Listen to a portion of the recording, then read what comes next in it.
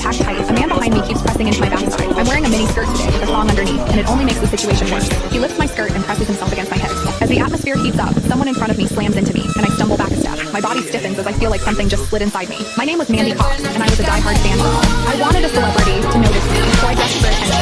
I wore heavy makeup and made sure nothing about me went unnoticed. My low-cut top revealed a wide stretch of skin, and my chest bounced with every step. I paired it with a mini skirt that barely covered my thighs and sexy white stockings which hugged my legs. But when I arrived, reality hit. The concert venue was packed so tightly I couldn't move, and the crowd swallowed me whole.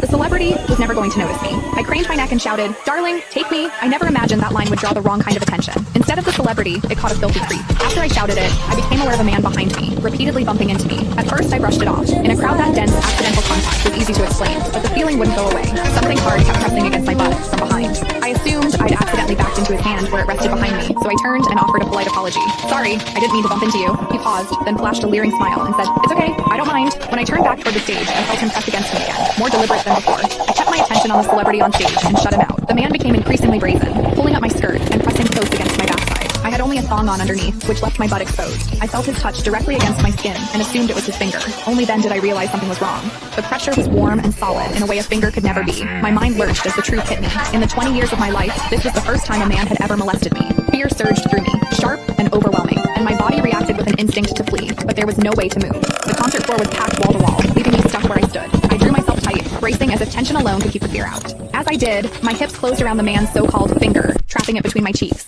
An unfamiliar sensation followed, and warmth rose to my face. What confused me was that I didn't recoil from it. There was a muted comfort to it, and against my will, it sparked a faint sense of expectation. The man behind me seemed to take it as a signal. He moved in closer, repeating the motion until the intrusion was unmistakable. I had lived a sheltered life as a college student, and now I was being toyed with by a stranger while surrounded by people. Shame surged within me without warning. I felt the urge to sob, but my throat closed, and my voice deserted me. Worse still, the pressure forced my thong inward and sent a restless, prickling discomfort through my body that wouldn't fade. A quiet, involuntary sound escaped me, and the embarrassment followed instantly. I gathered myself and strained to suppress it, holding it down until my throat tightened. The blaring music and the screams around me drowned everything out. With every eye fixed on the stage, no one was aware of what was happening to me. At the same time, the intensity continued to rise, touching something deep inside me. I bit down on my lip as cold sweat traced my spine. My awareness was tipping back and forth between humiliation and a pleasure I couldn't bring myself to name. I knew I couldn't take it anymore if it continued, so I turned sharply to face the man behind me.